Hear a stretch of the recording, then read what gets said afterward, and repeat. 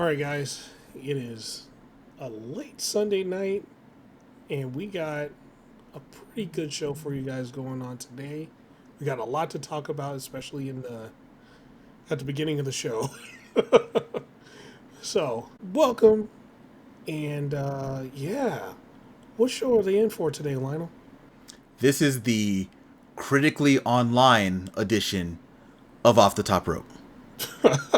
Critically online. I like it. I mean, because that is who we're going to be talking about first. But first, we see y'all watching. So thank you all for watching. We're not going to do the whole spiel right now, but make sure you like, comment, send this to your friends. Get this podcast out there. We appreciate y'all. Yep. You know the drill. Do the thing. But now, we're going to get straight into it. We have to talk about the person who wins the most critically online wrestler of the week award. Oh, who's that? Gail Kim. All right, if you live under a rock or are on just Blue Sky, let me give a brief explanation on what's going on. Gail Kim decided to put something out there about Riho this week. I believe she was asked like a question. Or she might have just did it herself. I don't even remember at this point. There have been so many tweets. She didn't ask a question. She just started blabbing at the mouth. Yeah, okay. Yeah, there's been a lot of tweets this week. So she called Riho a little girl, said that it was not believable for her to beat opponents that she was beating. All that stuff. All that good stuff. Mm-hmm. So the wrestling fans went at her like, hey, Riho's already been through a lot. She's also not here to say anything to you. You should probably not call her a little girl. Which then Gail proceeded to go crazy on everyone on Twitter. We thought it was going to last a day. Kenny Omega responded the next day saying that, there's another day of people sitting on it doing the splits for TKO. Because Kenny is going to defend his Joshis. Kenny's going to defend his people. That made Gail Kim go even more insane. And she has not stopped tweeting at AEW fans, at anyone in 6 days. Yeah. Hell, she might tweet about this podcast. If this gets to her, she probably will. What ifs? Proffitt, I was gonna do a thing like, you can't take away from Gail Kim because Gail Kim is, one of the greatest knockouts of all time. I don't feel like being fucking nice. See, I hold on. I'll start it off. Hey, there's a lot. She did a lot for the knockouts back in the day, right? And hey, it was good. It was the alternative at the time for women's wrestling, where actually, women were actually wrestling. But hold on, hold the fuck on here. You can't tell me all your matches, since you're talking about that believable bullshit, any of your matches against Awesome Kong, ODB, hell, most of the Knockouts division, you were the smallest person every time. Almost every time. I know none of your matches, if we're going to take that at face value, most of the people you beat it wasn't believable that you beat them. Ain't no way in hell you beat Awesome Kong in a fight. I'm sorry. Yeah, Would no. he in a fight? No, I don't think so. Get out of here with that. Yeah, bro. I just don't. Oh, go ahead. Sorry. What were you gonna say? No. I was like, but now I am gonna hand it off to you, Lionel. Yeah, I just don't get it. If you have your opinion, that's fine. Everyone's entitled to their opinion, right? You can have your opinion, even if it's a dumb opinion. You can have it. But the way that she's trying to justify it is also insane. Because she's saying, like, I believe I'm more believable in people like, what she said? She said Io Sky. She said Asuka. A few other people who are the same size as Riho. Those are believable. But Riho beating people isn't, apparently. Okay. Also, Riho's been dealing with this shit ever since she stepped foot in America. It's been years. Yeah. People talk real crazy and real spicy about Riho for whatever reason. Mind you, That woman's almost 30 years old. Yeah. And people be talking about like, oh, she dresses like a child. She does all this. She does all that. Gail Kim was talking about that too, right? Though she just felt uncomfortable. And then immediately I think of Alexa Bliss. So you don't have a problem with Alexa Bliss doing what she's doing? She was actively carrying around a teddy bear and acting like a child. Riho doesn't act like a child. Like, it's just hypocrisy, and that's the problem. Yeah, because, like, again, Alexa Bliss is, like, literally one of the smallest people in the WWE Women's Division. Like, actually, she's probably the smallest. More than likely. But that's not a problem. Right. But Riho is. This is what I'm gonna say. Because I don't want to spend a lot of time on Gail either. Because this shit has been going on for way too long. The fact that we are recording on Sunday and we have to talk about it in present tense because we got tweets today, Sunday, is insane. I have a challenge. I want pro wrestlers who are not wrestling anymore to shut the fuck up. That's my challenge to you. I am not a wrestler. I've never been a wrestler. Some of you just need to shut the fuck up. Or just talk about the show that you want to talk about. If you want to talk about just WWE, do that. Yeah. You know what? Before you end it, I want to bring up another fact about Gail Kim. Do you know why she was actually hired by WWE at the time? What convinced Vince to actually bring her into WWE? Oh, I don't know this. What convinced Vince? Okay, so JR had to say Asian porn is popular at the time. Oh my god. And that that was a thing, and that was enough to convince Vince McMahon to bring her on, because JR was trying to convince him in other ways, like, hey, she's a good wrestler, she can go in the ring and all that stuff. He was like, yeah, whatever. But he said the Asian porn part, and then he was interested. So yeah, there's that. So that's how Gail Kim got into the WWE, the same place he wants to go back to. I didn't know that. That's ridiculous. Yeah. That's insane. Oh my god. So yeah. That's hey, remember that, Gail Kim? You got in because Asian porn was popular at the time. Bro, this shit, I don't understand how you don't see the hypocrisy in what you're, like, I fully understand that she's more than likely to do this on purpose. I get it. I fully understand that. Mm-hmm. But this might not even just be a wrestling thing. This might just be a thing in general. I am so sick of just seeing people just blatantly lie for no reason on social media. Yeah. It happens everywhere for everything. And God bless, am I sick of it. So when you see Gail Kim, and she is doing this for days, she is making up different reasons why she's doing it. She's being oblivious to things that she said. She is actively, like, antagonizing a bunch of people while siding with, like, Jim Cornette. Do you know what Jim Cornette has said about Asian wrestlers in AEW? Yeah. I'm not going to repeat it because it's gross. You can find it. It's not hidden anywhere. It's the fact that this just does not stop. Like, why are you siding with the racist who did shit against your people? I'm not saying that Gail Kim and Riho are the same, because they are not. They're different types of Asian. I fully understand that. Right. But he's been racist towards Asians. He's been racist towards black people. And that's where you want to side with? You want to side with a racist? Because you don't like AEW fans? All right, bro. No, it's actually a lot simpler than that. Like, we don't even have to go into that. It's a lot simpler than that.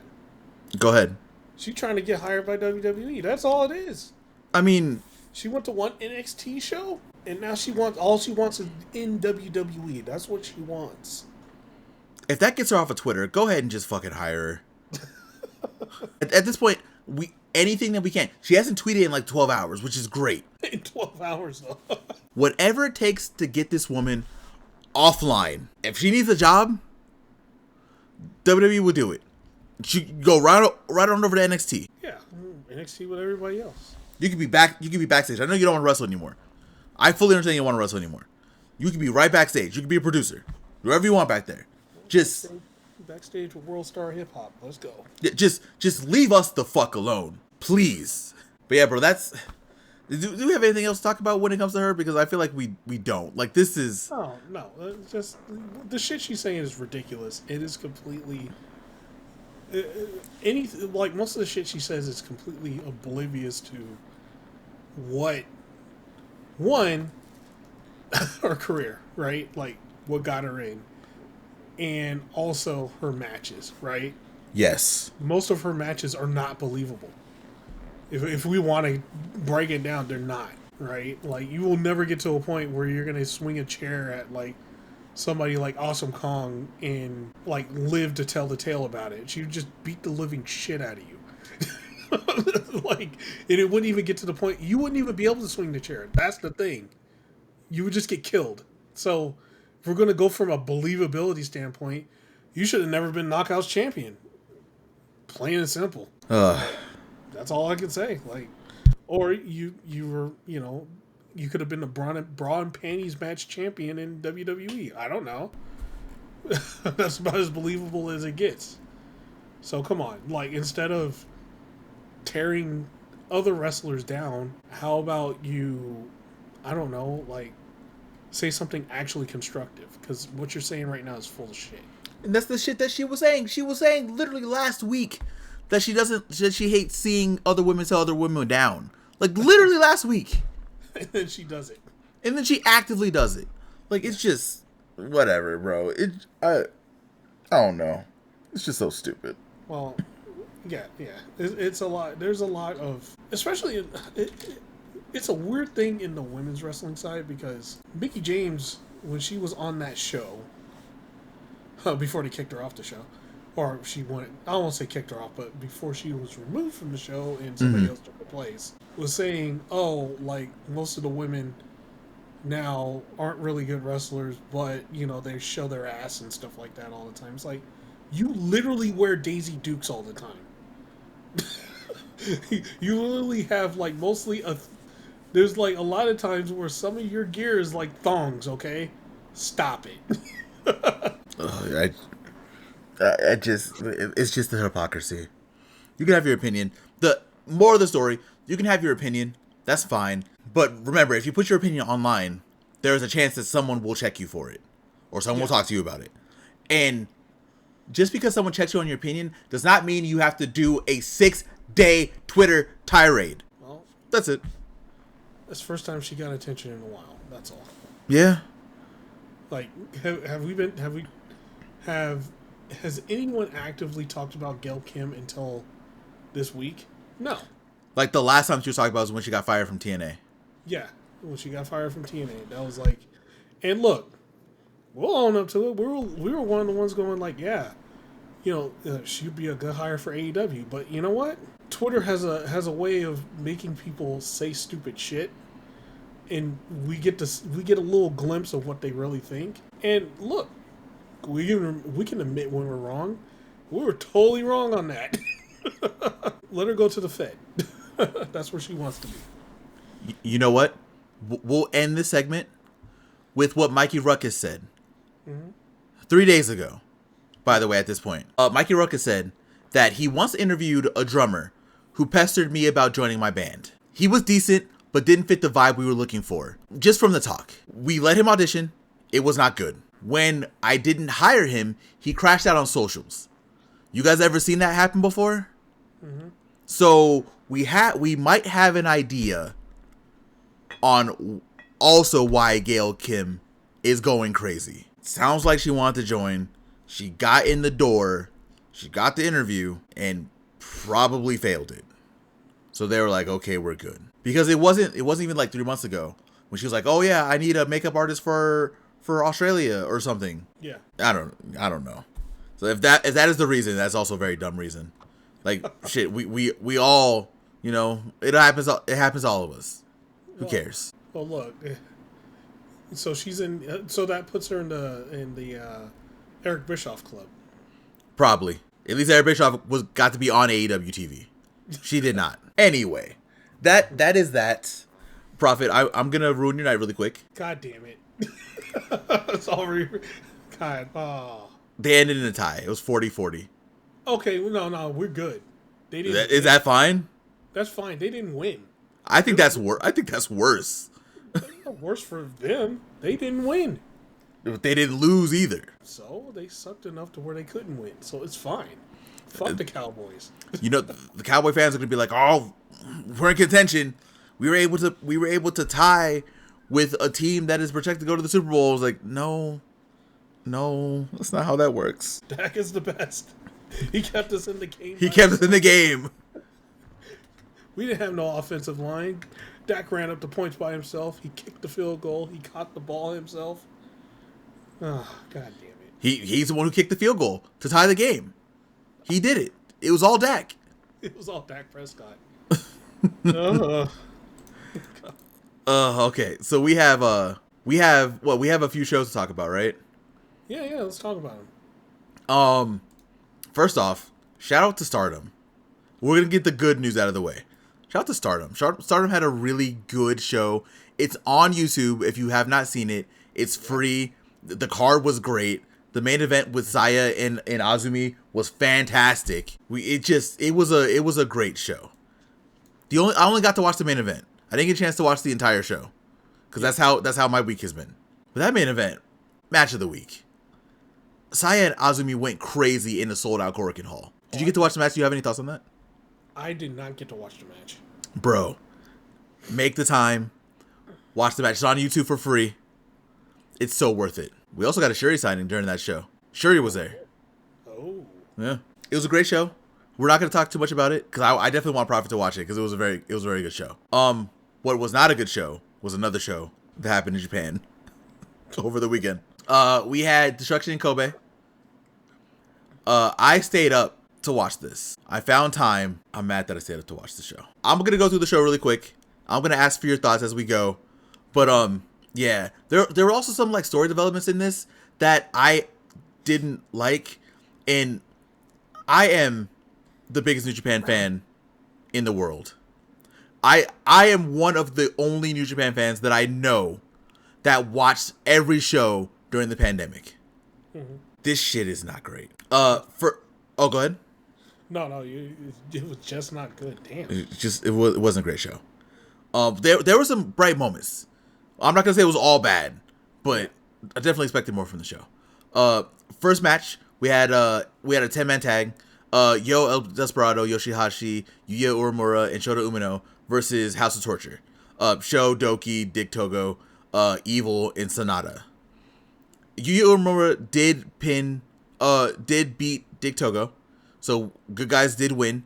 So we were very excited about this. We saw some flashes. We're setting up for El Desperado versus Doki.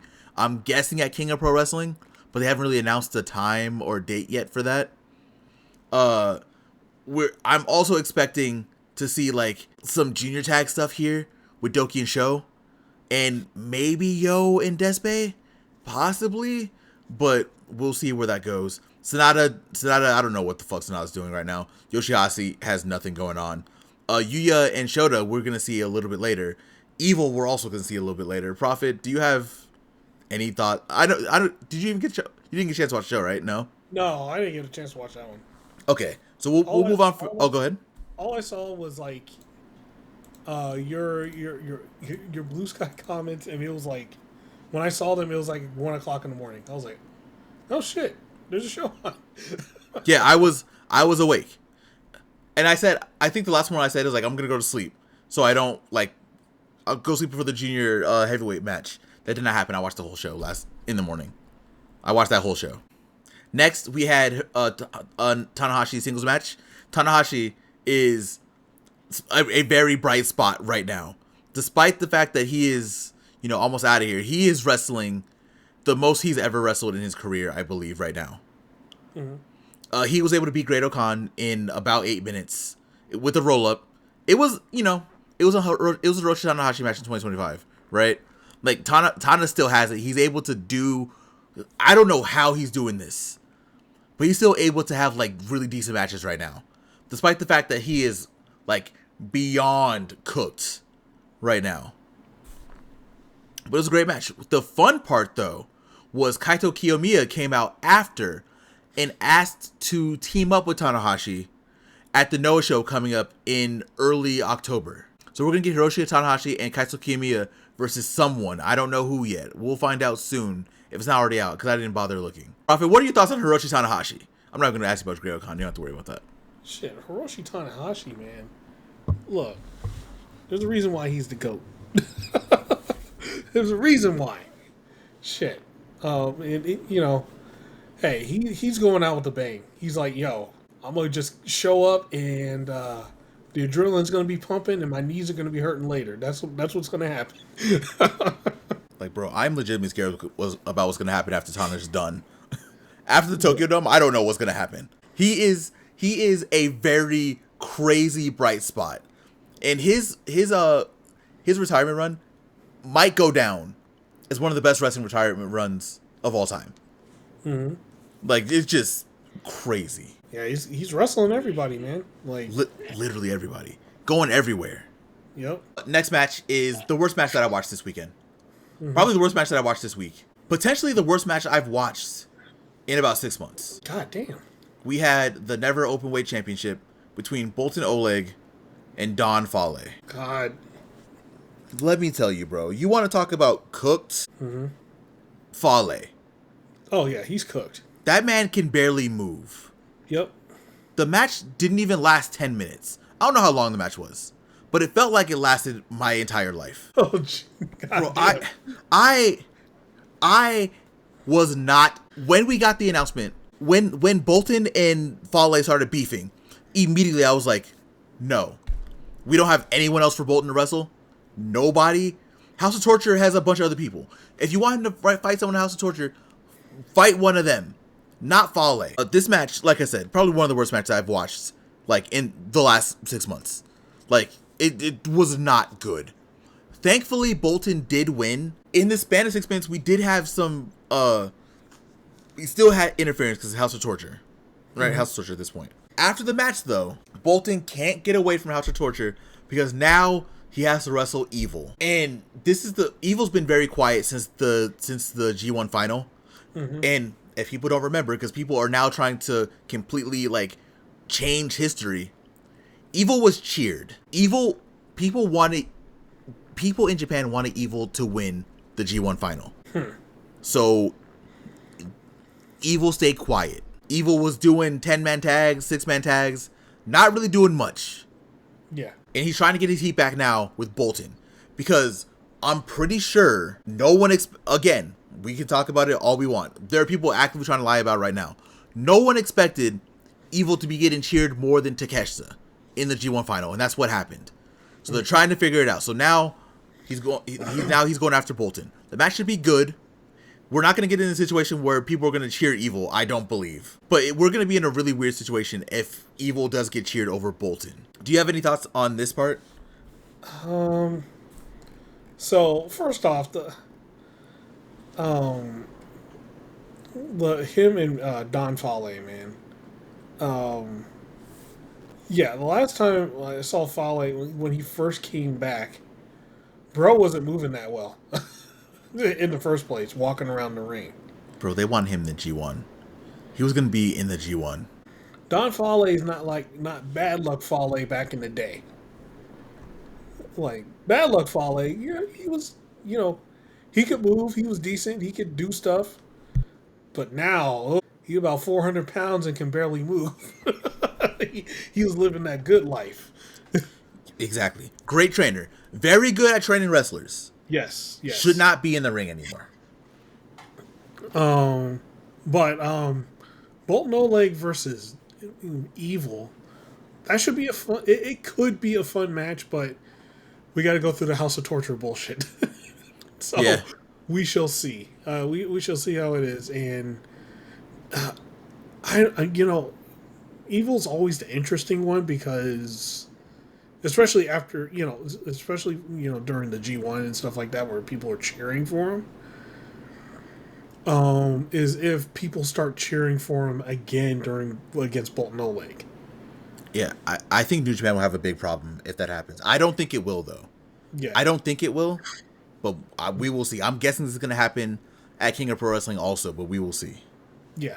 Next up, a very big highlight of the show, and low key for New Japan, very surprising outcome. We had the IWGP Heavyweight Tag Championship match between Taiji and Tomohiro Ishii versus the Knockout Brothers, OSKAR and Yuto-Ice. OSKAR and Yuto-Ice might be one of my favorite acts in New Japan right now. Mm-hmm. Like, at first, I was not a fan of Yuto-Ice because he's like going around doing like Bumbleclot and trying to be real hip hop. Yeah. But I'm not gonna hold you. I'm still not fully a fan of that. But if he isn't damn interesting, I don't know what to tell you. Because the way that they talk about him on commentary also, this has been happening now because he's been back. He's been here. Him and OSKAR have been here for about like 2-3 months now. Apparently Yuto-Ice was like a street brawler. They're saying like he was in like the underground scene in Japan, which is why he's the way he is and all this other stuff. And he be rocking people, bro. Like he knocked out Ishii like 3 times during the span of them setting up this match for the tag titles. It was just incredible. Yuto-Ice and OSKAR are great. So much so that in the first time in a while, we might have had, I don't even know if you want to call this an upset, but it's for sure a surprise. Yuto-Ice and OSKAR won. They are the IWGP Heavyweight Tag Team Champions, which is I think is a very good thing. Yeah. After the match, we had Yuya Uemura and Shota Umino come out to go at the Knockout Brothers. So at some point soon, again, I'm guessing King of Pro Wrestling, we're gonna get Yuto-Ice and OSKAR versus Shota Umino and Yuya Uemura for the tag team titles. We have a really good chance to re-establish the tag team titles in Japan right now. The IWGP World Tag Team, the Heavyweight Tag Team Championships have not been in a good place in the last year because they don't really have a lot of teams. There have been a lot of V0 defenses. Like, none of these tag teams have been able to defend their titles in like a year. So now we have an established tag team with Yuto-Ice and OSKAR that might be able to put some more prestige back on the titles. Proffitt, do you have any thoughts?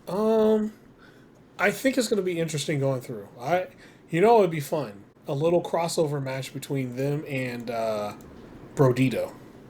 That would be fun. But I am, like we talked about with WWE a little bit, I'm afraid of what would happen in that match. Well, I'm not saying a title for title. I'm just saying just a match. That'd be fun. We have World Tag League coming up, and I know we're probably not going to get any representation from AEW this year. Mm-hmm. But it would be fun to see like a tag team. It's for sure not going to be Brodito. For sure. Like, he's not setting over the AEW Tag Team Champions at all. But it would be cool to see like something between them. Next up, in a wild turn of events, we had a GHC Junior Heavyweight Championship match because our champion, the champion of the Noah division, the Noah Junior division, is Hiromu Takahashi. Mm-hmm. He did it. He was able to win the GHC the Junior Heavyweight Championship. And he wrestled, potentially, probably, what some people consider one of the greatest GHC Junior Heavyweight Champions of all time, Taiji Ishimori. The whole story of this match was like Noah people are not happy that Hiromu was able to win the title, and they're also not happy that they're doing this defense here, because Hiromu has another defense against Eita coming up. They had already sold tickets. They were up. Apparently Noah was really upset about this. Like, legit. Apparently. Mm-hmm. Taiji Ishimori has said that he doesn't give a shit about the JHC Junior Heavyweight Championship anymore, and if he were to win it, he would never defend it in Noah. He would just keep it, and he will only wrestle New Japan. You're like, fuck y'all. It was hilarious. But let me tell you, Ishimori can talk however much you want to talk. He had a little pep in his step in this match. I'm not saying Taiji Ishimori has ever been bad, because he's never been a bad wrestler, never once in his life. But he had a little pep in his step. He hit a 450 splash. He hasn't hit a 450 splash in like years. Mm-hmm. But overall it was a great match. It started off really fast. It started off real hot. You wouldn't even believe that it wasn't even 15 minutes. It was a very short match. Hiromu did win because, that wasn't going to happen. They have a whole thing happening in early October in Noah. After the match, though, Eita came out and attacked Hiromu and was like, hey, if you want to do whatever you want, I'm going to do whatever I want too. And also, they had his music. And then, who was it? Kris was like, why do they have his music? It was a weird situation. It was a fun match. If there was any match that I would have you watch from this show, Proffitt, it would be this one. It was a really good match. Okay. You have any thoughts on this weird scenario? I think it's a hilarious scenario.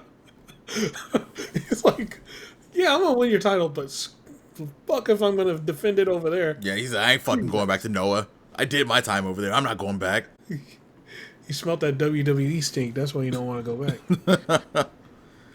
That's gonna be a weird show because I think there are gonna be like a couple WWE people there also, and Tanahashi, and Hiromu. It's like October 11th, I believe, is the Noah show. Huh. If Tanahashi's going to be there, I think the only person in WWE that they'll send over there is like Finn Balor.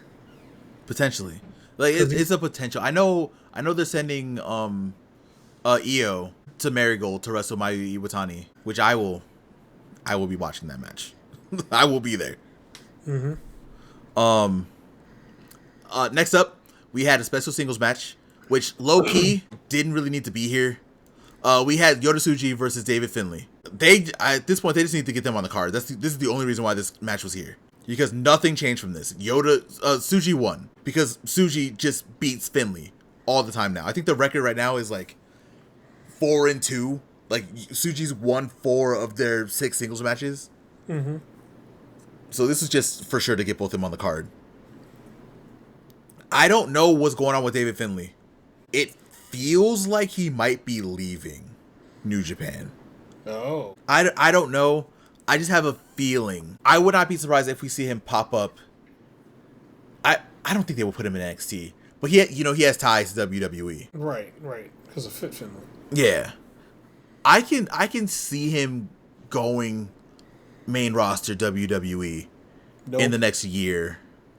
I don't think they'll put him in NXT. I think they would. He's not like a big enough, like if he was coming from AEW, sure. But David Finley has barely stepped foot in AEW. He did once like 3 years ago. Right. No, they're totally putting him in NXT. You think so? Yeah. I'm not sure. Yeah. No, they are totally putting him in NXT. No one can escape that vortex. They didn't put Hikuleo there. They should have, but but they had the whole, what is it? A lot of people got the skip because of they were trying to make a new bloodline. Okay. Mm-hmm. So, oh hey, you look Samoan. You look like you're Samoan. Okay, come over here. You're part of the bloodline now, or the new bloodline, or anybody associated with the bloodline. You're Samoan? Come on over. So that's literally what is happening with the Solo Sikoa thing and all that other stuff. They're Samoan? Yeah, they get put in the bloodline. So they get to skip NXT. Except for like Zilla Fatu, which no one wants to fuck with. That's like the only guy. So I don't know, man. Like, and yeah, he would not skip NXT. I no, he's not skipping it. That'd be interesting, but I definitely feel because they've been pushing a lot that like Finley right now is kind of like outside looking in on his own faction right now. Uh-huh. Like low-key kind of is, right? Because Gabe Kidd is global IWGP global champion. Naka Brothers came in their first title match, won the tag titles. Mm-hmm. Finley's been losing a lot lately. And again, this match, I thought the winner of this might have shown up with Zack. Because I know we have Takeshita coming up next, right? But I thought that the winner of this match would have gone after the IWGP World Heavyweight Championship. Because it just feels like that's the next step for both of them. Yeah. Even if Finley were to leave or not leave, I don't know. We don't know. I could even be talking out my ass. I really don't know. But though that's where they both go next. Because they've both been global champion. That feels like the next logical step. Let me tell you what actually happened. And to do that, I have to go into the next match, our semifinal. The IWGP Global Heavyweight Championship match between Shingo Takagi and champion Gabe Kidd. People have been talking about Gabe a lot lately. But, you know, he's in AEW. He returned to AEW, whatever. This match just kind of reminded you, this motherfucker is New Japan through and through. For now. I don't know if that's going to change. Him and Shingo beat the hell out of each other for 20 minutes. It was a very good match. We had Gabe got hit with a Made Japan through a couple tables. There was a lot that happened in this match. It was really good. Yeah. And I believe people expected Shingo to win. I kind of expected Shingo to win. Shingo did not win. Gabe retained, so he has made the second defense of the Global Championship. And again, really good match. After the match, Tsuji came out.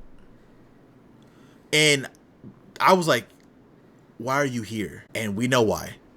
We know how this works. Mm-hmm.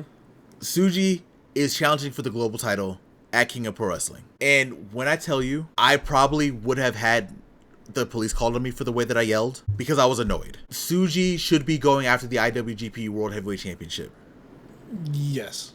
And I know he can still lose at King of Pro Wrestling, but my headcanon, the way that I saw things happening, Takeshi was going to win because it just feels inevitable at this point.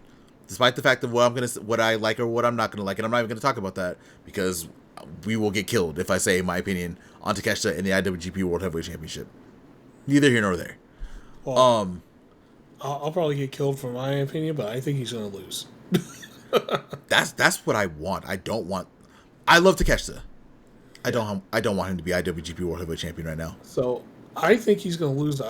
He's going to lose that title match because the big match for Takeshita is not in New Japan right now. It's not. It's not. No. It's in AEW against Okada. That's the match. And that's partially the reason why I don't want Takeshita to win, because the IWGP World Heavyweight Championship would kind of be used as a prop for the Okada Takeshita feud, in that they don't need that.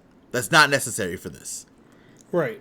I feel like they're going to use the loss more as a thing. You know, Okada would be like, "Yo, when I challenged for the IWGP World Championship, I won and you lost." And Takeshita would be like, "Yo, I'm gonna take your shit now." That's the hope.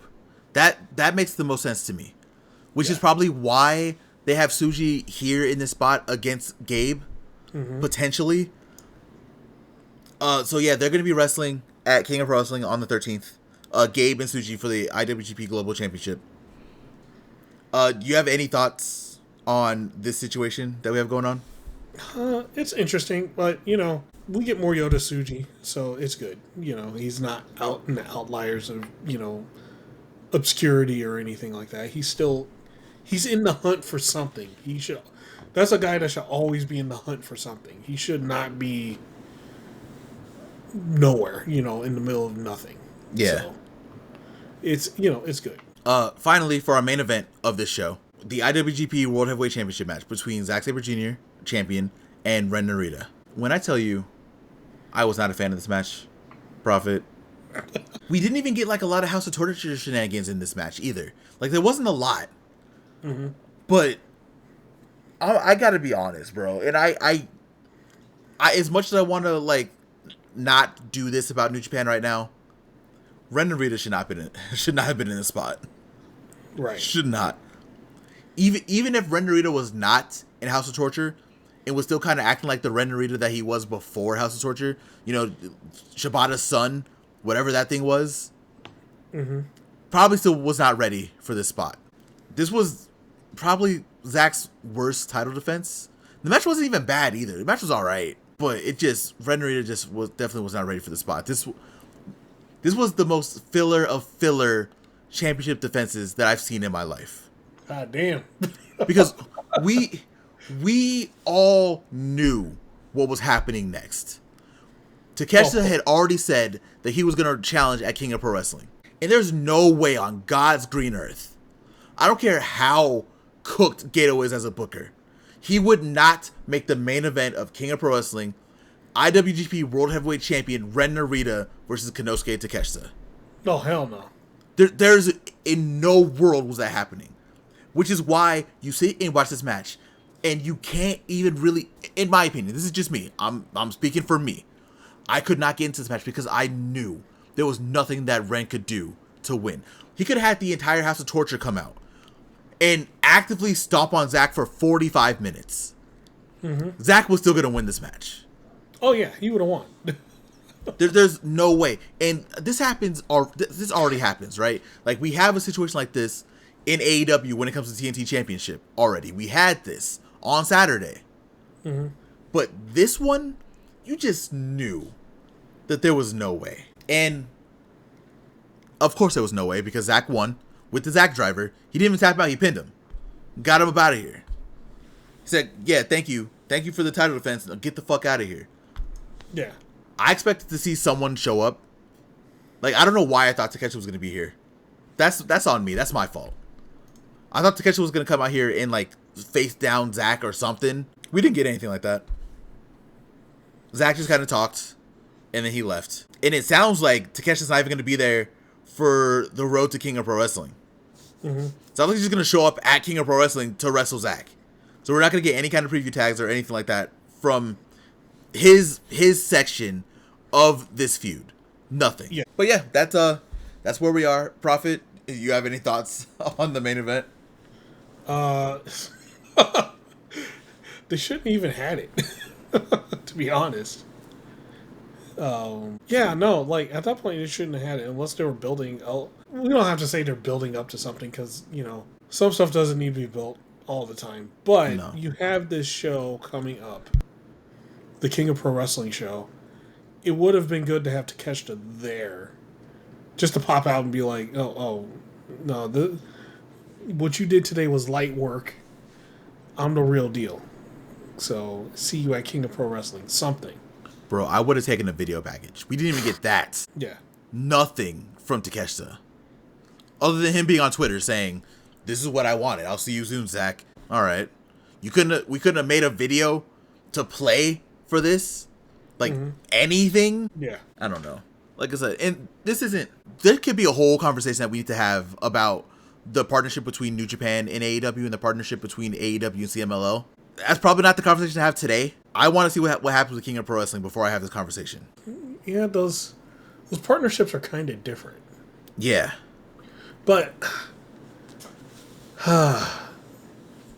it's a weird one, right? Because the partnership with CMLL is like, they can always go to CMLL because it's like, you know, what, 2-3 hour flight? At worst, like 5 hours. Right. Like, go to flight, wrestle in Arena, Mexico, come back, wrestle for Dynamite, Collision, whatever, right? Yeah. And right now, CMLL's on fire. They're hot right now. Bro, that storyline with Mexico and MJF is what I want to see between AEW and New Japan. Yeah. And we just don't get that. There's a few issues with New Japan right now. There's a lot of issues that you have openly said about New Japan right now. And it makes it hard to fit somebody in AEW over there. Because if you don't have any established stars over there, like I'm not saying you have to have Okadas over there or anything like that. But if you don't have anybody just building up to be the next big thing or anything like that to like, hey, let's throw some wrestlers over there to help you pump that guy up more, it gets really hard. You know what?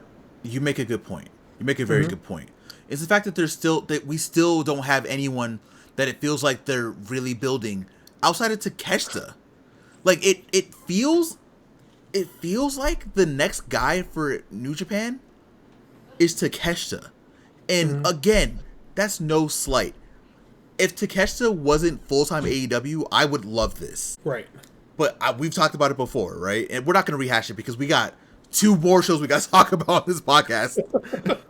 we will come back to this eventually. But like you said, and like we've talked about before, the problem with New Japan right now is that they do not have a 1A guy right now.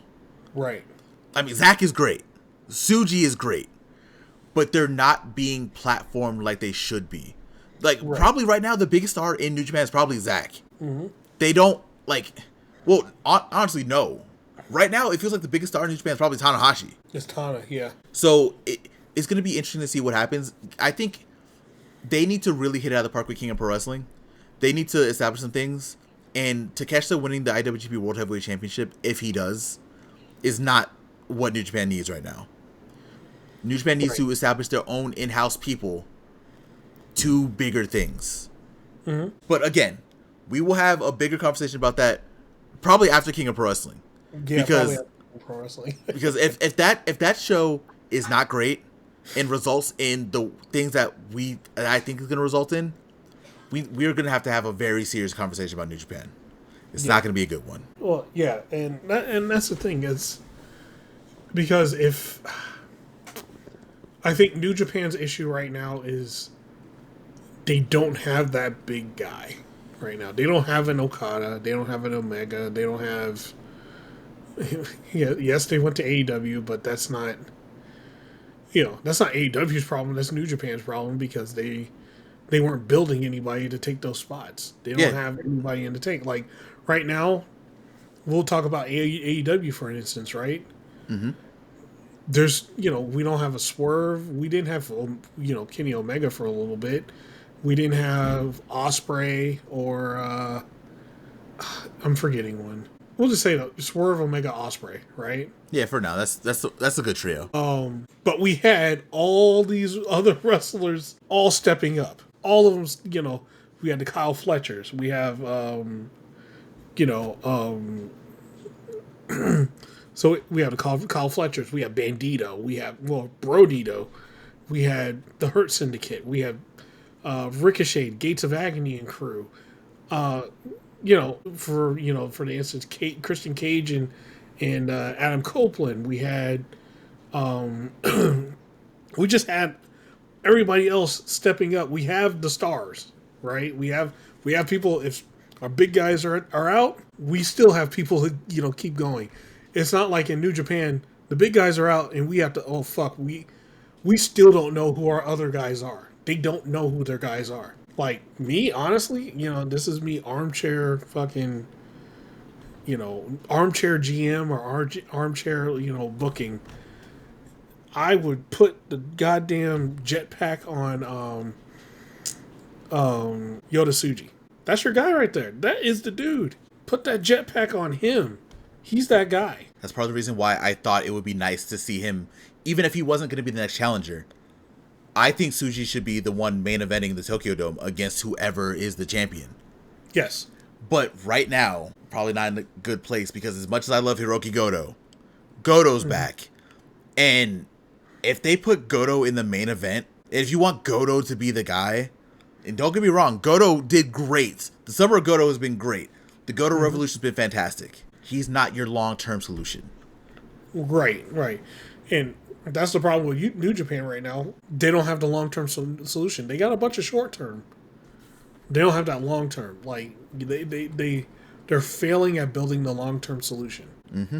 But yeah, like I said, we will have this conversation more at King of Pro Wrestling. Proffitt, I'm going to assume, because right now I don't have a lot of faith in New Japan, that when we come back to this conversation, I will probably be heated.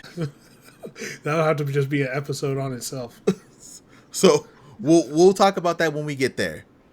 But what else we got to talk about? What else is that? We had some very good shows for AEW this week. We did, but you know what? Before we jump into that, okay, we had a comment that we can talk about, and it went sideways for all of us. So it really did. It really did. This week, it kind of went at the end of Dynamite. All that shit went out the window. It went sideways. So, once again, hey, Jason Edwards 1425. Thanks for the comment. We're gonna talk about it right now. So Jason Edwards, he commented. He was like, "Hey, I was definitely pleasantly shocked by Kris Statlander's win when she won the title last week. I thought she would have joined the Death Riders first, that being said, the door is still open for her to eventually turn heel. My bold prediction is that we get Monet versus a babyface Statlander at Wrestle Dream, then a heel turn at Full Gear. I would ask you guys, who you guys think her first pay-per-view title defense will be. And but I feel like we will find out on Wednesday or Saturday. And yeah, we for sure found out on Wednesday. First off, thank you for the comment. The comment was a great comment. We love seeing those. Again, if you want your comments read on the show and answered, definitely feel free to put your questions and comments in the comment section of the YouTube video, and we'll talk about them. Proffitt. What's up? I can give you two answers. I can give you the answer that I had on like Monday, and the answer that I have now. Yeah. So I could tell you what my answer is. I replied with it. I thought it was going to be somebody like Megan Bayne because Kris Statlander hasn't beat Megan Bayne yet. So I thought that would be like first opponent, somebody just mowing through people, somebody strong like Megan Bayne. Boy, was I wrong. It doesn't even feel like that's possible anymore as like a first opponent because there's so much other stuff going on for the women right now. Yeah, no. After Saturday? Oh, no, that shit ain't happening. No. Okay. So, my answer at first, on Monday, I thought we were going to be getting Toni Storm again at the next pay-per-view to be like the blow-off match. Yeah. That's what I thought. Mm-hmm. The answer has changed. For a first defense... Well, okay, for a first defense at a pay-per-view, it's gonna be tough now because now we have the stuff that we're gonna be talking about. Well, I guess we'll get into spoilers in a second, but we have the women's tag titles and Blood and Guts now coming. Yeah. Is her first pay-per-view defense gonna be against Marina Shafir? Oh, it very well could be. I'm gonna make that my guess because Marina is not gonna be in the tag title tournament. And she's not going to be in Blood and Guts. Mm-hmm. I don't even know who's really gonna be in Blood and Guts. The one thing I don't want for sure, I don't want Athena or Mercedes. Yeah. Because the next time those two challenge for that title, one of them should win it. Right. So I'm gonna guess Marina Shafir as the pay-per-view match. That's my guess. That's a tough one too, man, because Marina Shafir is like destroying people in Ring of Honor right now. If she goes for any of the Ring of Honor titles, because I'm not sure if she's in the Pure tournament still. I'm not sure. I have to look it up again. But I could see her going, being Pure champion as a possibility. Actually, no, she's not in that tournament. No. Huh. Yeah, it is looking like it might be against Marina Shafir because of because we're getting a mixed tag coming this week. And usually it's tag and then singles and then, you go to a pay-per-view, right? Yeah. So I could see that. I could see it. But yeah, the question was a great question.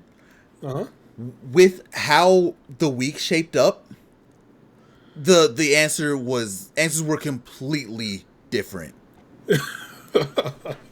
But again, thank you for the comment. We will see. I don't even know about the heel turn for the Death Rider anymore. I think that's also gone now. Yeah, that's probably off the table now too. At the end of the show, at the end of Dynamite, that looks like that's way off the table now. But we will talk about that more on our show recaps because I'm not gonna hold you, Proffitt. Yeah, these show recaps probably ain't gonna be long anyway because they're other than the women's stuff, not a lot has really happened this week. Yeah. But there were some good matches this week though. There were some good matches. But it was a lot of setup for 6-year anniversary Dynamite this coming Wednesday. It's 2.5 hours. 2.5. Yes. Yes. So there was a lot of setup between Dynamite and Collision for those. So with that, let's get on that AEW Dynamite. Oh yeah. So look, the first thing we get on AEW Dynamite is the Hangman, and he is talking about hey, you are a future. He's telling Kyle Fletcher he's a future in this business, and one day he's going to be World Heavyweight Champion, but it just wasn't that day that he fought against Hangman. And that he's going to give somebody from Pittsburgh, that's also from Pittsburgh, a World Heavyweight Championship match later in the night. And somebody, pretty much he was like saying, he pretty much telling everybody somebody that's getting slept on, which is Lee Moriarty. Let's go. That was a fun match, man. But so good. We'll get to it. The first match of the night was for the World Tag Team Championships, and god damn, it was a good match. Brodito versus the Gates of Agony. Man, let me tell you, man. This match, not only is Brandito having a record year, him and Brody King are just having some ridiculous matches. The Gates of Agony, if you haven't seen how far they have grown in just that short amount of time after they went against the Hurt Syndicate, they just skyrocketed. Oh yeah. They probably getting mentored by them too. You could kind of see some things. It was definitely like the way that they worked this match was definitely a lot different than a lot of their other tag team matches. Like this was it was just so good. Yeah. Oh man. And Toa Leona, man. That guy is just he's a monster. I could for sure see him later on getting some singles titles. For sure. Oh yeah. Bishop Khan too, because Bishop Khan's excellent. They're both of the Gates of Agony are fantastic. There was a lot in this match where Bandito was trying to, like in the beginning of the match, Bandito, tagged in, because it was Brody King and Toa Leona first, and then Bandito's like, no, let me fight him. Bandito goes in and starts hitting Toa Leona, and Toa Leona is completely ignoring him and talking shit to Brody King. He was just he got hit, and he was like, "What is this little ant hitting me?" He was like, "Whatever." He was saying, "Hey, Brody, get your boy. Come on, get in the ring. Me and you fight." I thought that was good, but yeah, all throughout this match, these guys were hitting each other hard. They were going through it. But as usual, at some point, Ricochet tried to intervene. He got caught by the ref, and he still tried to hit he still tried to hit Bandito in the head with the chair, but the ref was like, "No, get out." He got sent to the back. After he got sent to the back, it spelled doom. Bandito landed the 21-plex, got that pin, and Brodito retains. So that was a fantastic match. What did you think, man? This match was incredible. It was just so much fun. Also, Brodito just got out of that ladder match. Yeah. And then had another barn burner with Gates of Agony. Yeah, man. They're the tag team that we needed to be tag team champions. And this is one of those times where I'm happy that, like, I'm pretty sure they weren't the plan, but they are making they're making these titles look so good again. Yeah. So they are one of the two champions for titles that we needed. There was two titles that went stale in the men's division. The TNT title and the tag titles. Yes. And both are now, like, they are both picking up steam, and the holders of those titles now, they're having barn burners every damn time. Every time those three men step in the ring, at any point, you're gonna get something special. Oh yeah, every time, man. So it's reviving those titles. It is great. Right after this, Mark Briscoe once again is talking his Mark Briscoe talk and is hinting at Orange Cassidy. Being, he pretty much hints, yeah, hey, it's Orange Cassidy is coming out tonight. He's the other guy. No, bro, when someone was on Blue Sky and was like, who could it be? And I was like, bro, y'all didn't hear the hints? It's obviously Taz. Orange. Sunglasses. Uh-huh. Taz. Right there. If he would have said suplex, yeah, it would have been Taz. Yeah. Little did I know I was wrong. Like, AEW just continues to, like, play these mind games. I don't know what it is. Man. And then we had a little thing with Kris Statlander. And she's like, hey, she's ready to take on all comers. And she's ready to, what better way to defend her title than defending it against Mina. So, and, of course, Renee was like, hey, what about the Death Riders? She's like, you ain't got to worry about the Death Riders. Which we find out later in the night. After that, we had the AEW World Championship Open Challenge with Hangman Adam Page going against the Ring of Honor Pure Champion, Lee Moriarty. Man, let me tell you, Lee probably surprised everybody. Not us, but everybody else, because, man, that boy, he can wrestle. Look, Hangman was keeping up. He was keeping up in there. And it was, man, it was a nice mix of technical and brawling. This match was. Like, there was one point, one of the dopest things was when Hangman was going to hit the Deadeye, and he reversed with the Iron Octopus. It was so good. It was so good. That shit was excellent, man. And Lee, he was going for that arm the whole match. He countered the buckshot lariat. He literally countered all of Hangman's moves. Hangman does hit the Deadeye later on, gets the pinfall, he retains, of course, and the Don Callis family is upset still, and they're talking shit. We got a little post-match thing at the end. But, yeah, this match as a whole, fantastic match, man. Like, these... Lee Moriarty, if you're sleeping on Lee Moriarty, don't sleep on Lee Moriarty. Stop it. Wake up. He's a future champion when they finally move him to AEW. I've been saying that Lee is probably one of the best wrestlers on the planet already, and we don't talk about it enough. That's all I got to say about this. This proved it. Fantastic match. Oh, yeah. And shit, did you hear Danielson on commentary? Yeah, he was hyped too. Yeah, he was hyped too, and he was literally saying the same thing. If you guys have been sleeping on Lee Moriarty, stop it. Quit it. He's like one of the best technical wrestlers in the world. Especially since his pure title run. Yeah. Like, because Jesus Christ. Yeah, I don't know. Just a great match. Either way, no matter what, great match. Yep. Let's see. Right after this, we get the Adam Copeland thing, and, Adam Copeland is like, hey, all this, all the stuff with the FTR and stuff got out of hand. He was telling Christian this, and he was like, he had to go, pretty much he had to go home, and he's gonna be out for a little bit, and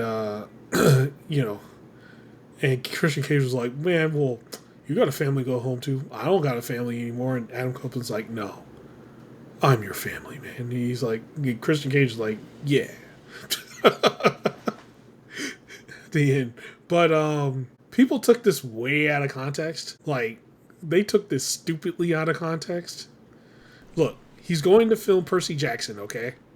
That's the answer. He's not going to fucking wrestle John Cena. Wait, people think that? People really thought he's leaving AEW for good and going to wrestle John Cena. Weren't WWE fans just talking shit about Copeland like a month ago? Yep. All right, bro. Y'all just... Well, I'm talking about being delusional. Yep. Cowboys fans. Yep. But, yeah. So, yeah, he's filmed Percy Jackson. Let's relax here, guys. So, next up, we had FTR, Big Stoke in the ring. And, man, this is probably like one of the most hilarious things at the night of the night. because like the way they were talking, especially Big Stoke, he was talking about, hey, I wasn't going to do anything to Beth. I was going to say hi to welcome her to AEW, and she spared me for no reason. It's like, wait, what? And Dax was talking about he just slipped and just jumped off the top rope, and they pile drive Beth Phoenix. It's like, what the hell?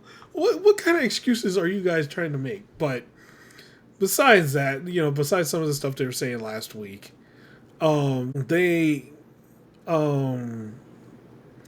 get interrupted by Willow Nightingale because they were going to start running down Beth Phoenix, and Willow Nightingale is like, hey, Beth Copeland is like one of the reasons why a lot of the women in the locker room, a lot of women around the world started wrestling.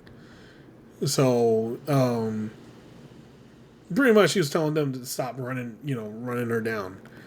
And at a certain point, FTR was going to try to do something to Willow, but Jetspeed jumped in.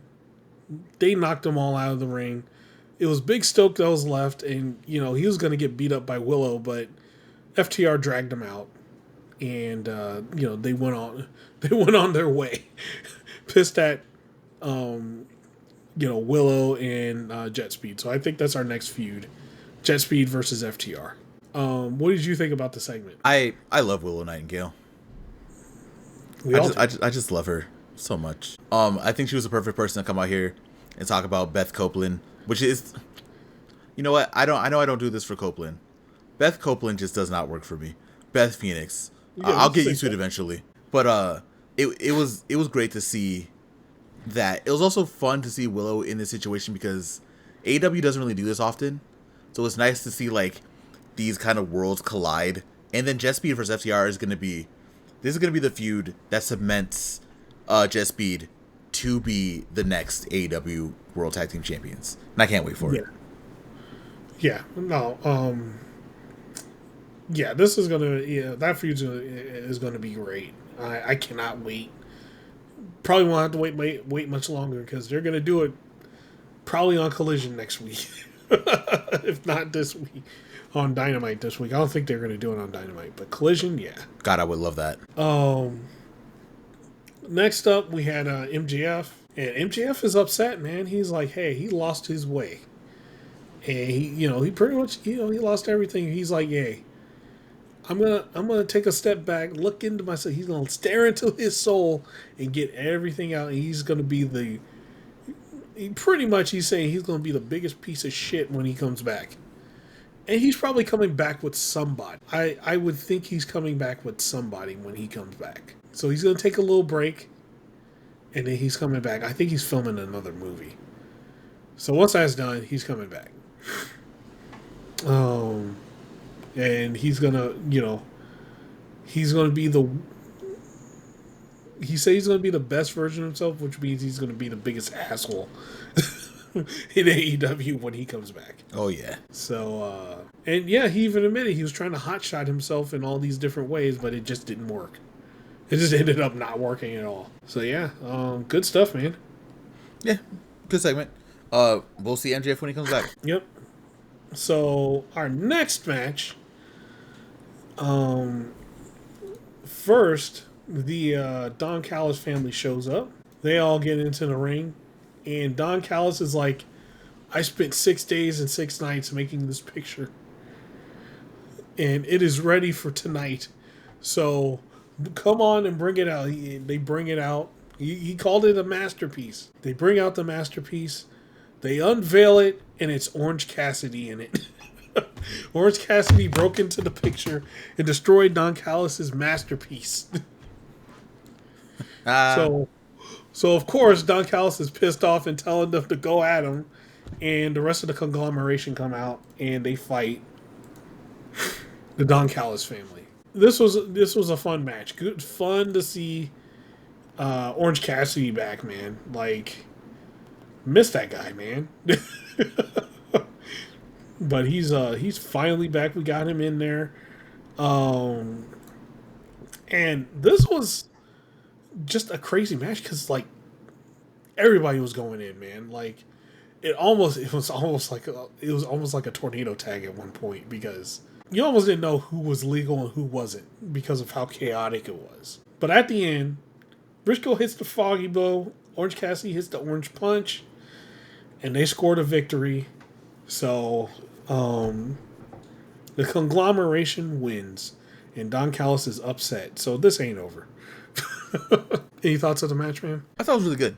Orange Cassidy coming back with the media offline. I saw people were like, "Is this just part of the bit?" No, that was definitely a genuine mistake. Yeah, I don't think you would show the Adobe media offline on purpose, even if it is for Orange Cassidy. No, even though they got lucky and they kind of fit, but no, that is not on purpose. Yeah, no, it was hilarious though.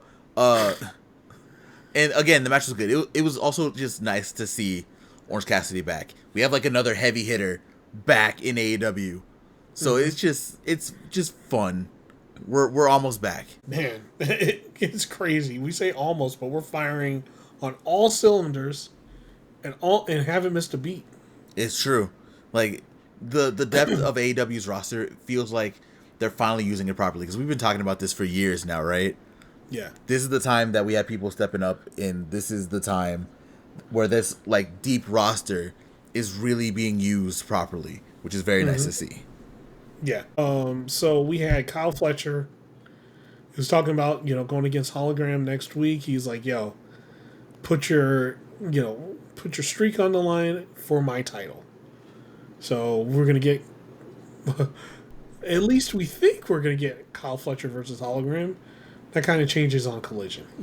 Yeah. And after that, we got, Mina Shirakawa with Renee. And she says she's going to bring her best, and she's like, yeah, I haven't heard from Toni Storm in a bit, so I think Toni Storm is going for one of those long walks.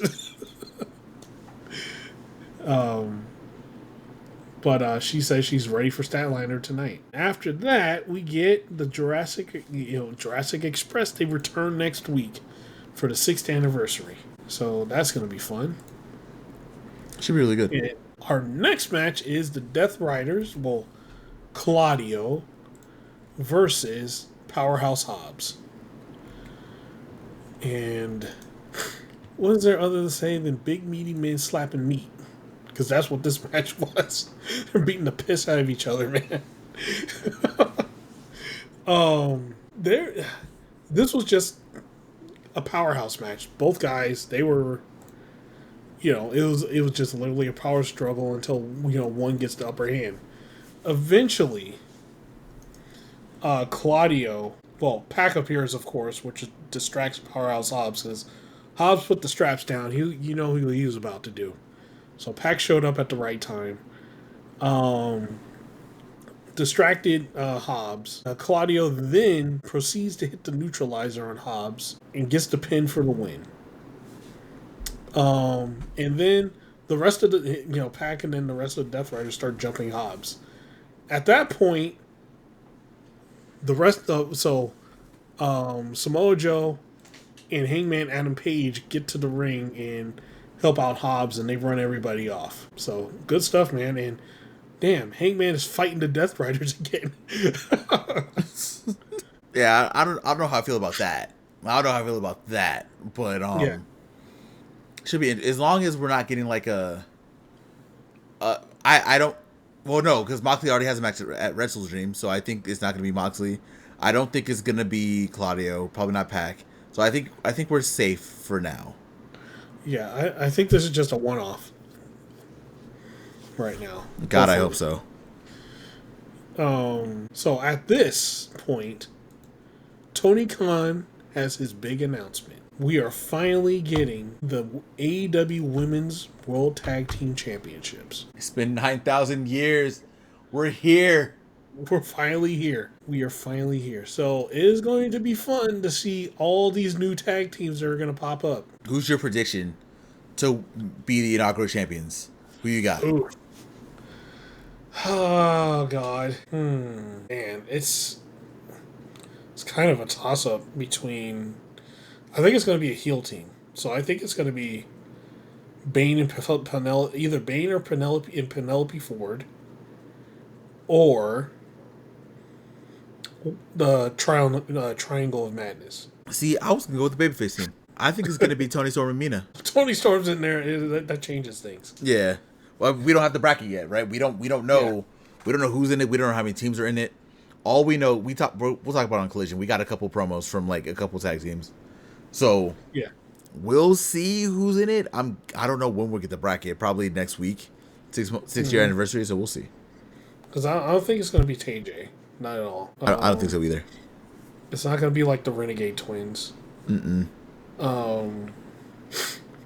It could be that new team with Hikaru Shida and who's her partner? Shuri. It's Shuri. Oh God. It could be Hikaru Shida and Shuri. That's what I hope, but AEW don't be putting their AEW titles on anyone outside of AEW. So like that was my long shot, but that would be my pick, but also like long shot. Yeah. Yeah, I don't know, man. Like that's but once the bracket comes out, we can predict more, but my inaugural prediction, because they've been, purposely like they sharing gear, have the same ring gear and all that other stuff. Megan Bay and Penelope Ford is probably like my pick. Mm-hmm. And I would put Triangle of Madness probably second. Like, so it'd be Julia Hart and Sky Blue. Yeah, I would think so. Like even if they are going to be in like the other announcement, I feel like that's going to coincide. I feel like the tag titles are going to coincide with the other announcement that we'll talk about on Collision. Yeah. Now, if we get another team, I could be swayed. If it was like, if we get the team of Windsor and Jamie Hayter, I'd probably say that team. There are a lot of women that are worthy to be the inaugural champions. It's great that the tag titles are here. I'm not going to complain because we've needed them for a long time. Yeah. We're still in the situation where even if these titles are out, there's still a lot of women who deserve their shine that probably aren't going to get it right away. Mm-hmm. We should have had these titles months ago. But the main thing is, it's going to put more women in the ring. Yes. Right? Like, we're going to have 4, like, for the tag titles, we'll have 4 at any given time. And then the 2 singles titles, put 4 more. 4 more people in the ring. Right? At any point in time, 8 women are getting on screen, which is great. Yeah, no matter what, that's the win. That's the biggest win here. Yep. So yeah, finally. So, this leads to the main event, which is our AEW Women's Champion Kris Statlander going against the interim Ring of Honor World Women's TV Champion Mina Shirakawa. This was a look, overall, this was a pretty good match.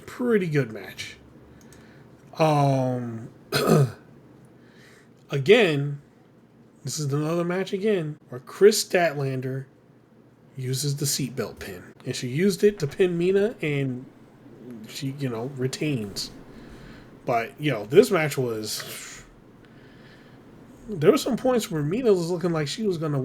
The Ring of Honor TV champion was going to win it. But, Kris Statlander being crafty, gets that seatbelt pin, and no one can kick out. So at the end, that's the match. But at the end of the match, that's where the shit hits the fan. That's where everything changes. Mm-hmm. Mm-hmm. At the end of the match, Wheeler, Harley Cameron comes in, she congratulates, and then Wheeler Yuta comes in, and then all the Death Riders pop up and circle the ring. And Wheeler Yuta is like hugging Kris Statlander for a bit. And then Kris Statlander clotheslines the shit out of Wheeler Yuta. Like, she folds Wheeler Yuta, man. Took his head clean off. She took his head off, man. And, goes up to Moxley and flips him off. Like, does the double bird, flips him off with that. And then runs out of the ring. Gets Harley out, and then they both run up the stairs. And before they can chase, Darby Allin comes out And we know Darby is a pyromaniac, so he comes out with the flamethrower. And he's like, yo, I'll set you motherfuckers on fire. And he did the thing. He pressed the button and the flames went out and the Death Riders were like, well, I guess that's the end of the show, right, guys? Yeah, I think we should get out of here. I think we should get out. So they get out of there. And then at that point, Darby Allin challenges Moxley to an I Quit match at Wrestle Dream. So, yeah, that was the end of the show. Fun show. Great Dynamite, but that leads in to a fantastic episode. All wrestling, nothing else. Collision. Talk about all wrestling, bro. First off, we got a bunch of promos at the beginning, like old school Collision. Like we haven't seen this in like a few weeks.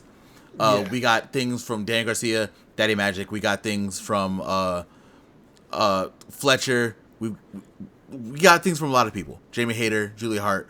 Really, the main thing was we got a thing from Commander and Hologram, but the clone showed up on the screen again, and Kyle Fletcher jumped Hologram. So we were all trying to figure out what's going to happen with Hologram. We don't know if he looked like he was hurt. We don't know what's going to happen. We will be talking about that later in the show. But we start with a very interesting six-man tag. Jon Moxley, Daniel Garcia, and Claudio Castagnoli versus Daddy Magic, Kyle O'Reilly, and Roderick Strong. When I tell you, I was ready to see Daniel Garcia beat the hell out of Daddy Magic. Mm-hmm. And the fact that didn't really happen is very interesting to me. There's a lot of story stuff that could be talked about for here, but I think we're gonna save it just in case. Daddy Magic had no reservations for beating up Danny because he said he hadn't heard from Danny in weeks. Like he didn't know what was going on. He wanted answers, and he put the pause on Daniel Garcia a few times in this match. Daniel Garcia kind of ran away from him. Jon Moxley and Claudio were the ones kind of doing the heavy lifting when Daddy Magic was in the ring. When Colorado or Rod Strong were in the ring, Daniel Garcia was able to start fighting a little bit more again. Until the end, Daniel Garcia hit that stomp on Daddy Magic and ended up getting the win for his team. Garcia, the entire time, was not trying to deal at all with Daddy Magic, which can be an interesting dynamic. But that's really all that was. Proffitt, what were your thoughts? It was an interesting thing. I thought they were going to try to end the thing with Garcia and Daddy Magic right there. But it looks like we're going to get a little bit more. So, it's interesting to see what we're going to do after this. And, yeah, I'm not sure I'm interested to see what's going on after this. But while that was happening, I did realize, I was like, yo, Marina Shafir is in her combat gear. She's ready to kill somebody right now. Oh, we will get there. Yep. Next up, we had a backstage segment with Brother King. Brother King basically just announced this is going to be a six-man tag. And the important part was, here's the match. We're going to get the Young Bucks and Josh Alexander versus Bro Dito and Kenny Omega. Kenny's already coming back from near death. And by near death, I mean Tokyo Game Show. If he got out of the Tokyo Game Show without catching the plague, because you know how game conferences are, it is almost impossible to get out of there without catching some type of plague, man. Well, he wasn't even on the floor. He was out in the back doing other things. Oh yeah, or with the developers and shit like that. Mm-hmm. In the dark room playing some good shit. Oh yeah, he played Yakuza, Kiwami 3. He did. Jealousy at all-time high. All right, next up. So after that, one of our few promo segments of the night, we go directly into a mixed tag match. We have Wheeler Yuta and Marina Shafir versus Rosario Grillo and Rachel Ellering. Ellering's here. She's here. She did it. Yay. They both basically got their asses beat. Yes. This was a really good way to like hype up that mixed tag match that we're gonna get on Dynamite, which I was not expecting them to do this. I thought they were just gonna like kind of just get ready to do the match and move on. We even got a Wheeler Yuta promo at the end. Like he was mad at Statlander for betraying him, and he was saying, low key kind of valid, that if it wasn't for Wheeler Yuta, she being Chris Statlander wouldn't even have the AEW Women's World Championship. Kind of valid because she's been using seatbelt pin. It was Wheeler Yuta's move, you know. But yeah, then he started talking about Darby calling him a slimy freak, and he is ready to see what's gonna happen in this mixed tag match. He was very mad. This was a very good promo from Wheeler Yuta. Proffitt, what were your thoughts? My thoughts were, he was valid to be upset. He did get embarrassed on Dynamite. He got his head taken off. He got killed. Yeah. So, I think that's going to be fun. I think what's going to happen is she's going to use that. It's either Darby Allin's going to just flat out just beat Wheeler Yuta, or she's going to use the seatbelt pin again and then pin Marina Shafir. But it should be a fun match though, because if you guys haven't seen on Ring of Honor, like Marina's killing it over there. She's a goddamn monster on Ring of Honor. So it's good to see her wrestling on the main AEW card now. Bro, did you see Marina's promo from Defy from this past weekend? No. Bro, she has been killing it in the ring for sure. Yes. She has the Jon Moxley cadence down. Shit. In Defy, she is the Defy Women's World Champion, by the way. Yes. So I didn't know. He's the Defy Women's World Champion, and Brian Keith is the Men's World Champion. Yes. Yes. When I tell you that Marina Shafir promo was probably like one of the best promos I think I've ever seen from her, like nonstop, like full stop. She said, "Look, fuck this. I want someone to challenge me. I want someone to fight me. Give me a challenge." Mm-hmm. Listen, Proffitt, when you get a chance to listen to that promo, because that promo is OD. It's so good. Yeah, she's another example of somebody she is improving every week, and she goes out and is actually working on her craft. She got Mox telling her, "Yo, go everywhere. They're giving you a chance to work here and go everywhere and get better. Go ahead and go out there and get better. At the same time, we got you." Yep, and she's doing it. Mm-hmm. Next up, we had a backstage segment with Hangman Page, Samoa Joe, Powerhouse Hobbs.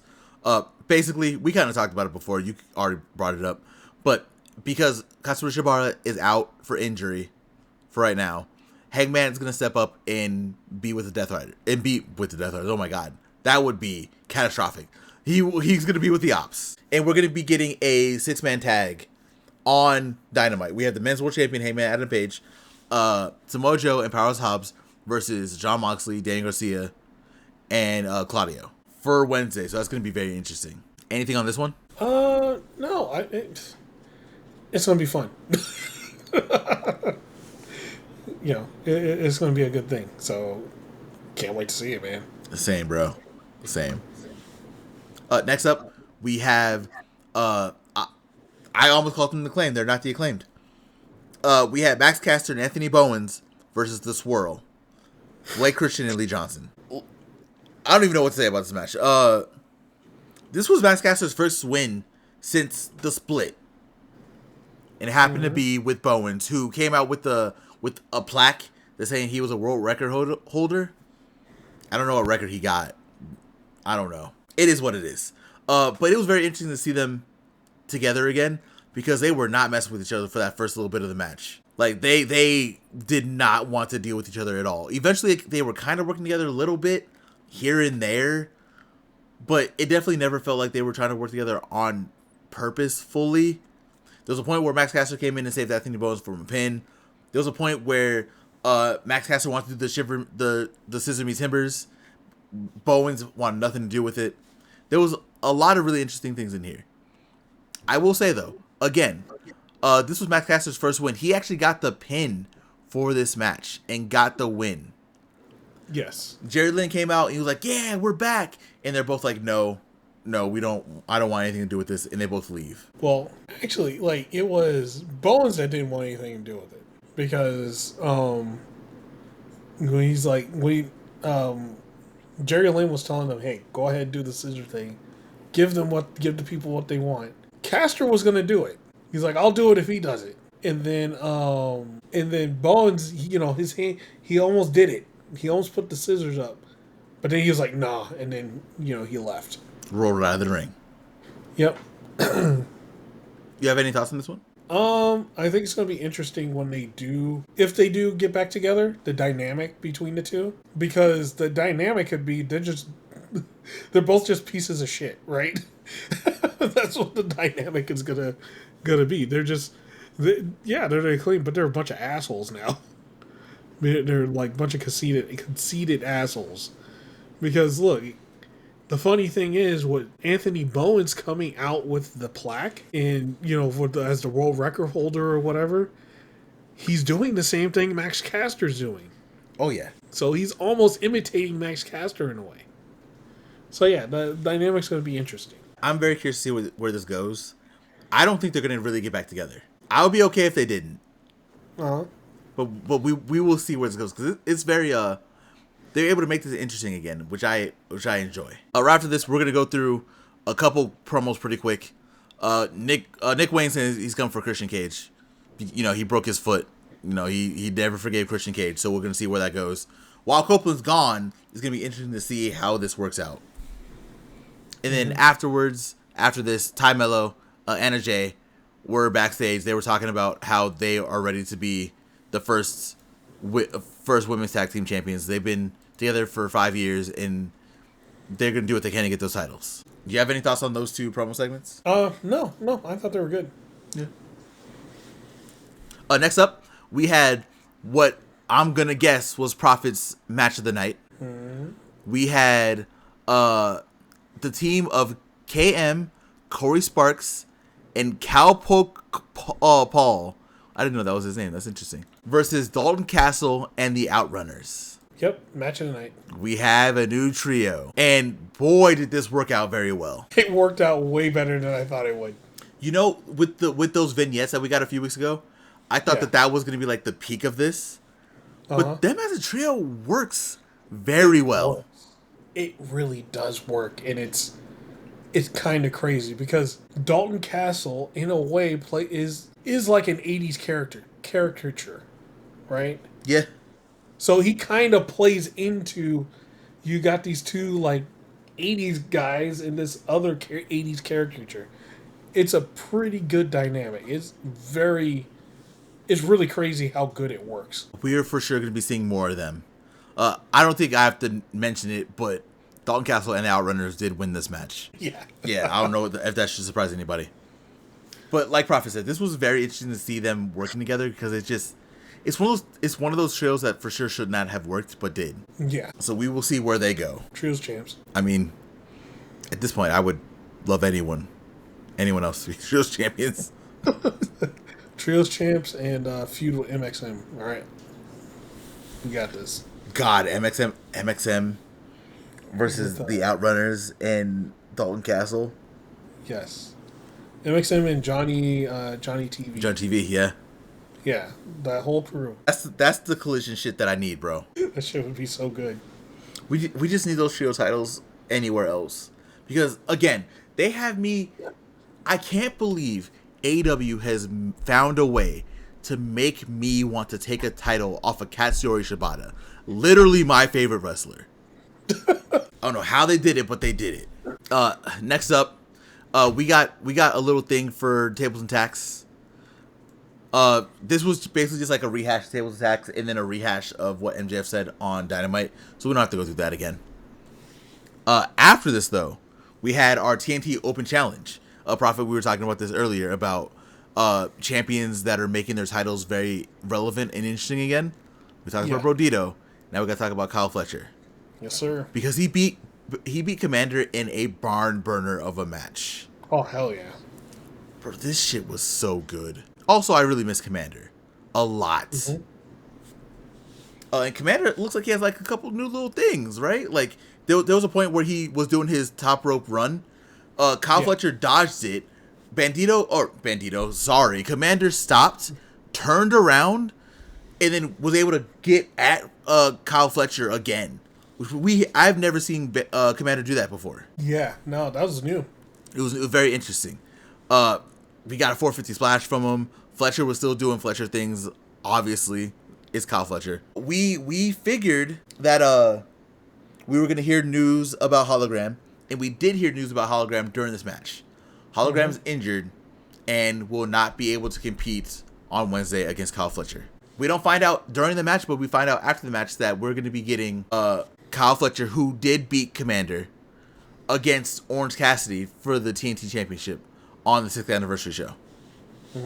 Proffitt, you have any thoughts on this one? Oh man, that was my real match of the night is this one. This match was nothing short of fantastic. Again, Kyle Fletcher is just, that guy's a beast, man. Like, at the end of the match when he was just, he does his thing where he gets somebody in the corner and he just runs at full speed screaming and kicking him in the head and hitting that, one of my favorite moves of all time, the dangerous, sheer drop brainbuster. I almost said dangerous DDT. That's Taiji. Taiji does that. Yeah. Sheer drop brainbuster. But yeah, man. So the match was excellent, and we're gonna get him versus Orange Cassidy on the Dynamite show. Man, we're cooking. So good, bro. Hologram, get well soon. I don't think there's been conversation. We're not going to talk too much about the conversation, but there's been talks about like, hologram injury might not be real. We might be getting replaced with clones, stuff like that.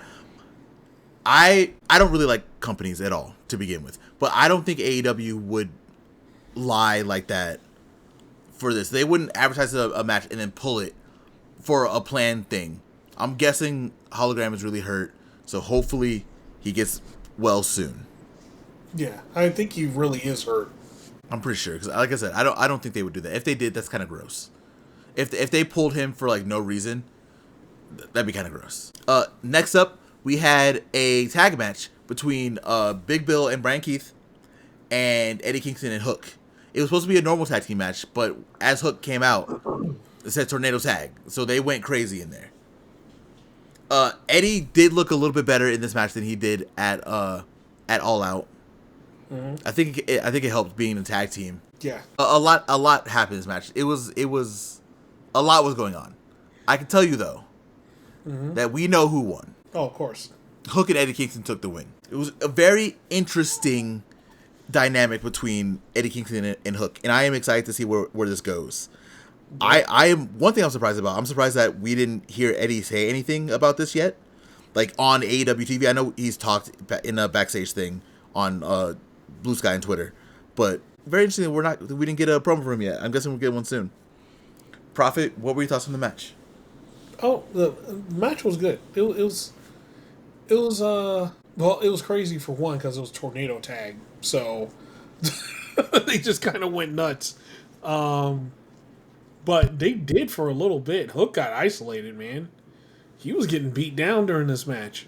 Yeah, he was. And he was coming back a little bit. Eddie finally turned the tide and stuff. But overall, yeah, it was better. Well, it was a good match, better showing from Eddie Kingston. But again, it was probably because like the first match back, nerves. Hearing the crowd cheer, getting all that adrenaline up, probably gas you out the second you start walking out there. It was all kind of combination of things, right? Yeah. So, tag team is a good way to get him back into it. So, yeah, it's good to see Eddie in the ring, good to see Hook in the ring, and it's fun. This is a fun little feud. I agree.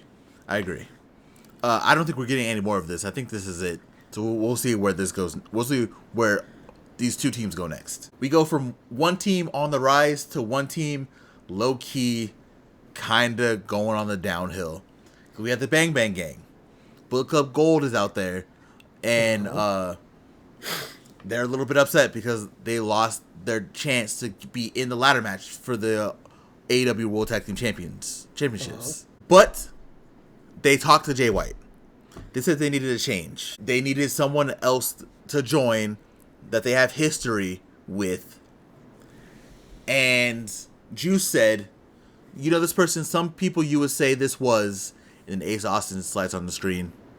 It says inevitable. What we figured from day one of seeing Ace Austin is that he has joined the Bang Bang Gang. Yep. Now, the hope is he doesn't have as bad luck and he brings in some good luck to the crew, because Lord knows do we need them all back together again for an extended run. Yeah. Also, we already saw some on-screen chemistry between Ace Austin and Austin Gunn. Like the two Austins, that was fun. Austin's. So you could be Austin, I'll just be Ace.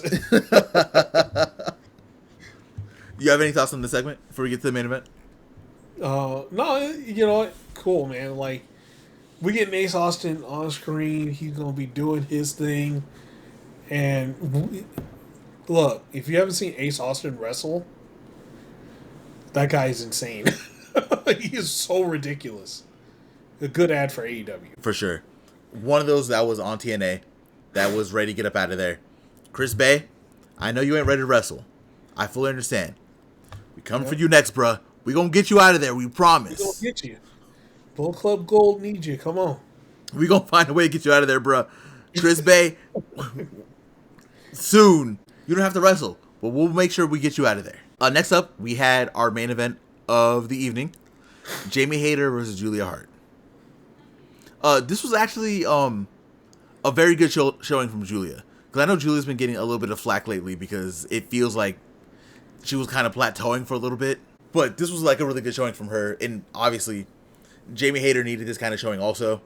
Because I think people forgot how good Jamie Hayter also is. So it was a very good call to put this in the main event. A few things happened in here. I'm not going to talk about all of them, really. But we had a very good match between the two women. At the end, Jamie Hayter was able to hit her Haterade to beat Julia Hart. So, in the rubber match, we are now 2-1 in Jamie's favor, which was great. She was celebrating. But of course, Sky Blue comes in and eventually Tekla comes over. They start beating down Jamie Hayter. And then, you know, once you see Tekla, Queen Aminata ain't far behind. On site. Queen Aminata came down, helped clear the ring, and then Jamie Hayter takes a mic. And she said, you know what? I'm sick of this BS. She said BS, too. She said bullshit. Jamie, you could have said bullshit. Y'all were live. A lot of people, well, I'm not going to say a lot of people. I didn't realize they were live until like halfway through.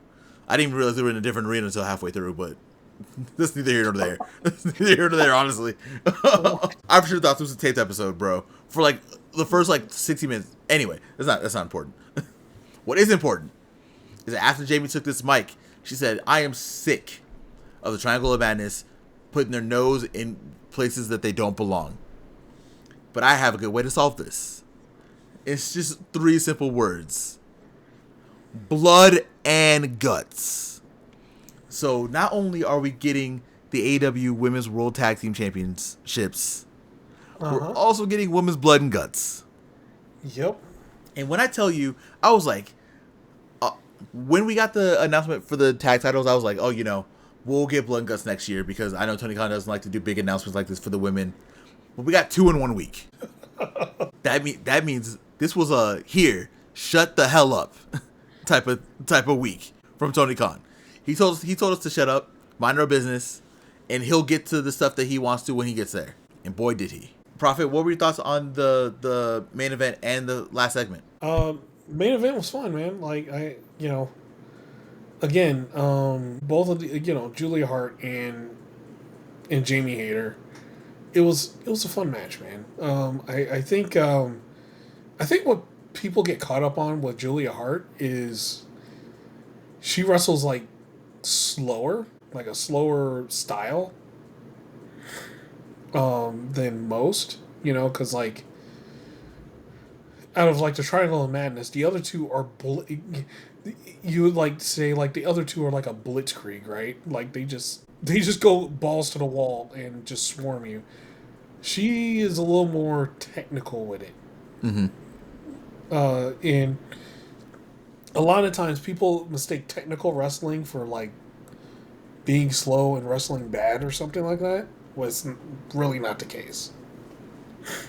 It's just a different style. Yeah.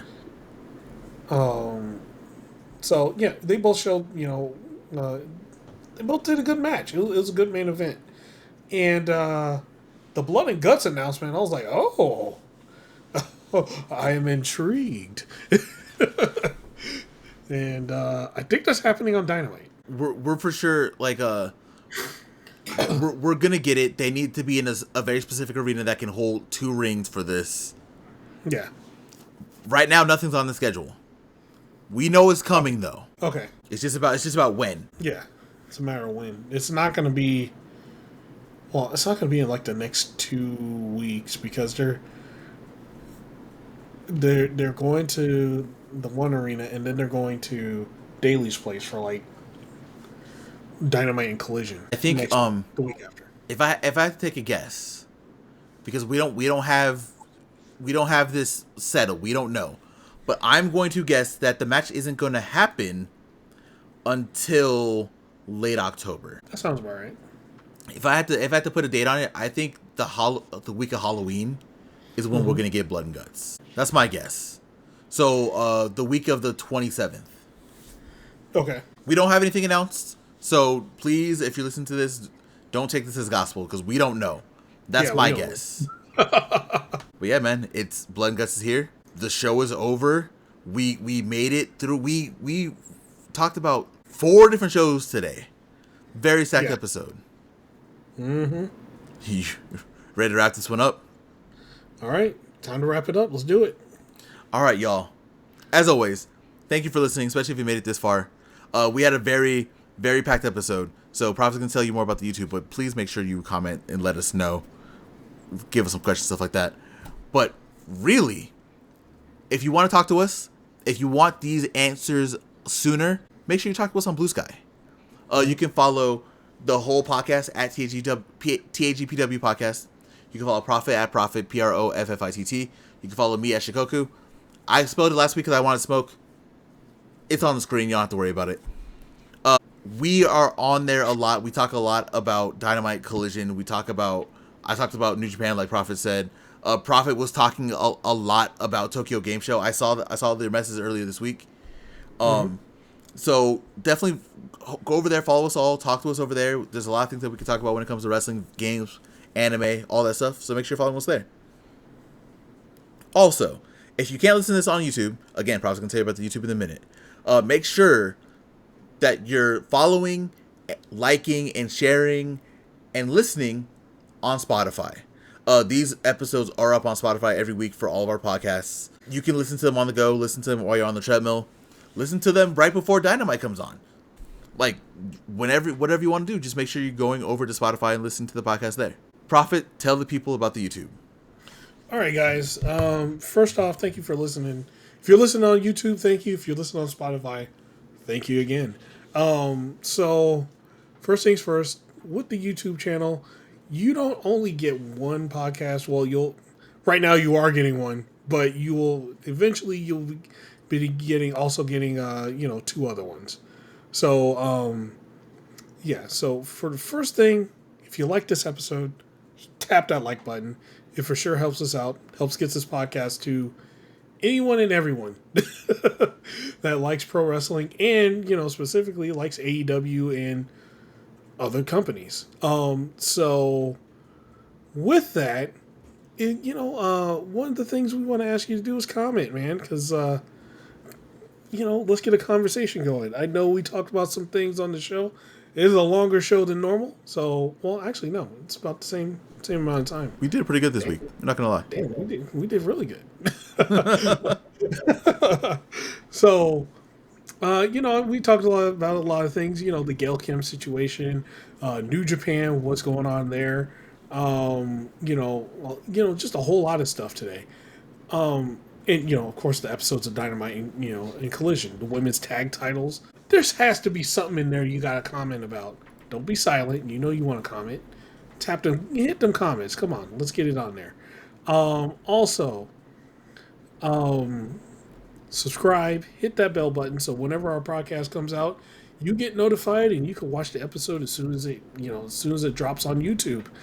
If you're not on the Spotify, if you're on Spotify, it's going to be up there immediately. But as usual, in the comment section, I leave all of our our socials for the social media and the main page for the podcast and Spotify. Go down there, follow them, rate them, do your thing. So once again, thank you very much. It's pretty damn late, so we're out. Peace.